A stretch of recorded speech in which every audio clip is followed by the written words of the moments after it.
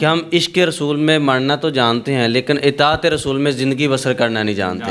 قرآن پڑھنے نہیں آتا ہمیں، قرآن سمجھنے نہیں آتا، قرآن کا ترجمہ نہیں آتا۔ اتنے لوگ وہاں پہ تھے، ان سے معافی منگوانی چاہیے تھی۔ جب تک وہ قرآن مجید کا ترجمہ نہ پڑھتے، قرآن مجید ریڈنگ جیل میں نہ پڑھتے، ان کو چھوڑنا نہیں چاہیے تھا۔ ہم اپنے آپ کو دیکھیں اور صحابہ کرام کو دیکھیں کہ ان کے چھوٹے چھوٹے بچوں کو قرآن یاد تھا۔ کوشش کریں کہ رمضان میں زیادہ سے زیادہ قرآن کی تلاوت کریں تاکہ ہمیں پتہ ہو کہ حلوہ جو ہے یہ قرآنی آیات نہیں ہے۔ ناظرین، گزشتہ روز ایک خاتون کے ساتھ واقعہ پیش آتا ہے اچھرا بازار میں، جو کہ آپ دیکھ رہے ہیں کہ خاتون نے ایک ایسا ڈریس پہنا ہوتا ہے جس پہ حلوہ نام کے عربی لفظوں کے ساتھ کوئی اس طرح کے ورڈز لکھے ہوتے ہیں، حلوہ حلوہ۔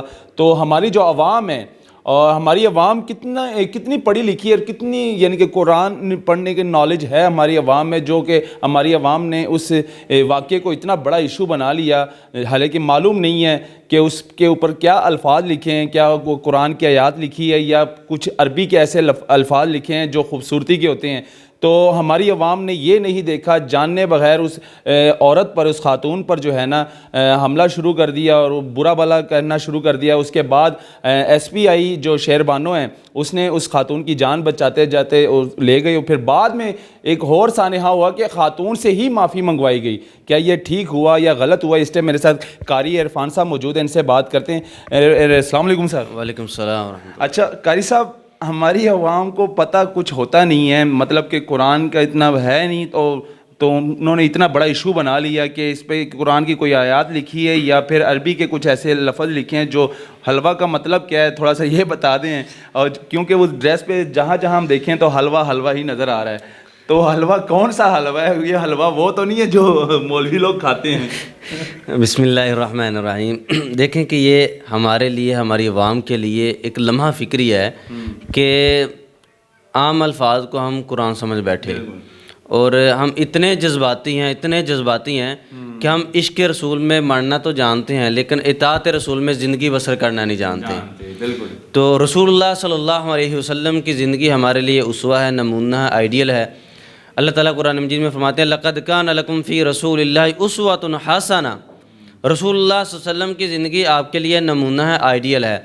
تو وہ ایک عام الفاظ تھے، عربی میں لکھے گئے تھے، تو لوگوں نے سمجھا کہ یہ قرآن لکھا ہوا ہے، تو اس کی وجہ سے بڑا ہنگامہ ہوا، اور اگر پولیس موقع پر نہ آتی تو ہو سکتا ہے کوئی جانی نقصان بھی ہو سکتا تھا۔ تو اس لیے لمحہ فکریہ یہ ہے کہ لوگوں کو قتل ہوتے ہوتے بچ گیا، نہیں تو مار دینا تھا اس کو۔ اس طرح کے کئی واقعات ہمارے معاشرے میں پہلے بھی پیش آ چکے ہیں، تو اس لیے ضروری یہ ہے کہ ہم قرآن کا فہم حاصل کریں۔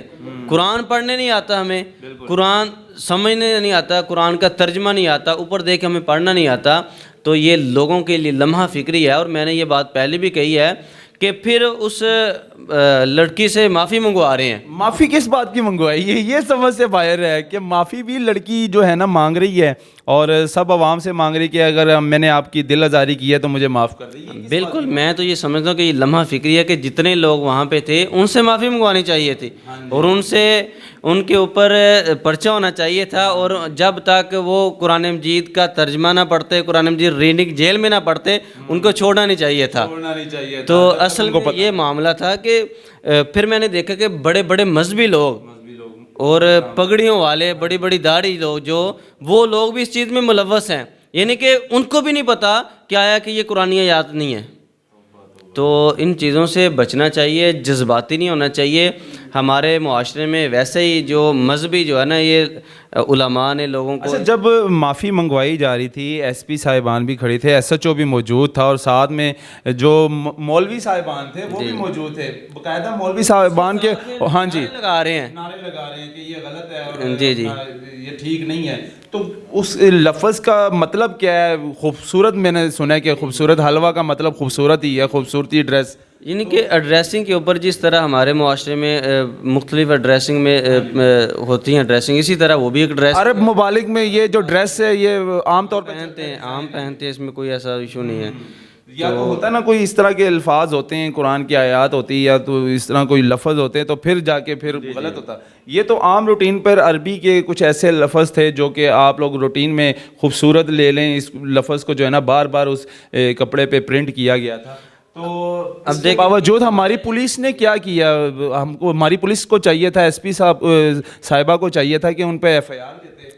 اب دیکھیں کہ یہ تو قانون کا اپنا ایک راستہ ہے، لیکن میں نے ان کا جو بیان سنا ہے وہ کہہ رہے ہیں کہ ہم نے تمام مسالک کے علماء کو بلایا ہے، وہ خود تحقیق کریں آیا کہ یہ قرآنی آیات ہیں کہ نہیں۔ پھر تمام مسالک کے علماء وہاں پہ جمع ہوئے اور انہوں نے یہ تحقیق کی، دیکھا کہ یہ قرآنی آیات نہیں ہیں۔ تو میں یہ سمجھتا ہوں کہ ہمارے معاشرے کے لیے ہماری ایک بڑی خوش بختی ہے کہ ہماری جو ایڈریسنگ ہے وہ عرب سے نہیں آتی، دوسرے ممالک سے آتی ہے۔ اگر عرب سے آتی تو یہاں پہ کئی قتل ہوتے ہیں۔ ویسٹرن جو جی جی جی جی۔ تو ہماری عوام کے لیے کیا میسیج دینا چاہیں گے؟ جو ہماری عوام مذہب کے نام پہ تو بڑے بڑے چھلانگے مارتے ہیں، لیکن ان کو کیا میسیج دینا چاہیے کہ نماز ضروری ہے، قرآن پاک ترجمے سے پڑھے وہ ضروری ہے، تاکہ آپ لوگوں کو تو نالج ہو کہ یہ قرآن کی آیات تھی یا نہیں؟ جی جی، عوام کے لیے بھی یہ میسیج ہے کہ آپ قرآن پڑھیں، قرآن کی ریڈنگ پڑھیں۔ ہم اپنے آپ کو دیکھیں اور صحابہ کرام کو دیکھیں کہ ان کے بچے، چھوٹے چھوٹے بچوں کو قرآن یاد تھا، ترجمے کے ساتھ تفاسیر یاد تھی۔ عبداللہ بن عباس رضی اللہ تعالیٰ عنہ 13 سال کی عمر میں اللہ تعالیٰ نے ان کو مفسر قرآن بنا دیا تھا۔ ہمارے یہاں بزرگوں کو، ہمارے بابوں کو قرآن اوپر دیکھ کے پڑھنا نہیں آتا۔ تو علماء کے لیے یہ میسیج ہے کہ وہ اپنی مساجد میں جہاں جہاں تک رسائی ہے وہاں پہ قرآن کلاس کا اہتمام کریں۔ مساجد میں، ہر جگہ پہ، شادی حالوں میں، جگہ جگہ پہ ہر وقت جو ہے نا قرآن کلاس کا اہتمام ہونا چاہیے، تاکہ لوگوں کو ترغیب ہو کہ ہم نے قرآن کو پڑھنا ہے، ہم نے ریڈنگ پڑھنی ہے، ہم نے قرآن کا ترجمہ پڑھنا ہے، ہم نے قرآن کی تفسیر حاصل کرنی ہے۔ اب یہ رمضان کا مہینہ آ رہا ہے، کوشش کریں کہ رمضان میں زیادہ سے زیادہ قرآن کی تلاوت کریں، تاکہ ہمیں پتہ ہو کہ حلوہ جو ہے یہ قرآنی آیات نہیں ہے۔ تو یہ حلوہ وہ حلوہ نہیں ہے۔ جی جی، تو ہماری عوام کو چاہیے تھا تھوڑی سی تصدیق کرتے، اگر ہماری عوام کو اتنا ہی ہے، اگر محبت ہے، ظاہر سی بات ہے میں بھی عاشق رسول ہوں، اگر لیکن ایک عورت کی زندگی عزت پامال کرنا ایک نہ وہ نہیں ہے، تو یہ آپ کو سوچنا چاہیے، پہلے انویسٹیگیشن کریں، پہلے یہ دیکھیں کہ یہ قرآنی آیات تھی یا عربی کے عام لفظ تھے۔ تو یہ جاننے کے بعد بلا وجہ ہی جو ہے نا آپ لوگوں نے اس عورت کی عزت پامال کی۔ اب ان کو چاہیے تھا کہ ایس پی صاحبہ کو کہتے ہیں کہ ان پہ ایف آئی آر وغیرہ دیں، میری عزت کا بالکل، میری عزت پامال۔ جی جی بالکل، میری تو رائے یہی تھی۔ تو وہاں پہ بڑھ کے لگائے ہیں اس کو ذرا جیل کے اندر ڈال کے ذرا ان کو ذرا سکھاتے ہیں۔ ہاں دیکھیں کہ اس طرح نہیں ہونا چاہیے، اور میں بھی یہ کہوں گا کہ قرآن پڑھیں اس سے پہلے کہ آپ حلوے کو قرآن سمجھیں اور کسی کو قتل کرنے کے لیے آ جائیں۔ تو سب سے پہلے قرآن پڑھیں۔ میں ریسنٹلی عمرے پہ گیا ہوں، وہاں پہ میں نے دیکھا ہے، میں نے مسجد الحرام میں دیکھا ہے قرآن کا ادب، احترام اپنی جگہ پہ، ہم بھی احترام کرتے ہیں۔ احترام یہ ہے کہ ہم پڑھیں، ہم احترام یہ سمجھتے ہیں کہ کمرے کے سب سے اوپر رکھ دیں، موبائل ہماری جیب میں ہر وقت۔ میں ایک مرتبہ اسلام آباد سے آ رہا تھا لاہور، تو میری پاکٹ میں چھوٹا قرآن مجید تھا، تو باوضو تھا الحمدللہ، میں نے گاڑی میں قرآن مجید نکالا اور پڑھنا شروع کر دیا۔ وہاں پہ مجھے کچھ لوگ کہنا شروع ہو گئے کہ بھائی آپ گاڑی میں قرآن پڑھ رہے ہیں، آپ گاڑی میں قرآن پڑھ رہے ہیں، آپ کا وضو ہے؟ میں نے کہا میں آپ کو یہ بتاؤں گا میرا وضو ہے کہ نہیں۔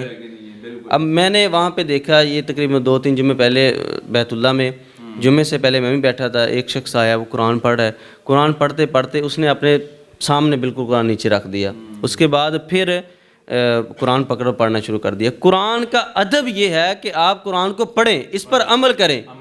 آپ دیکھیں کہ موبائل کا ہم اتنا ادب کرتے ہیں، ہر وقت ہمارے پاس ہوتا ہے، لیکن قرآن مجید ہمارے پاس موبائل میں ہم گھسے رہتے ہیں۔ ہیں۔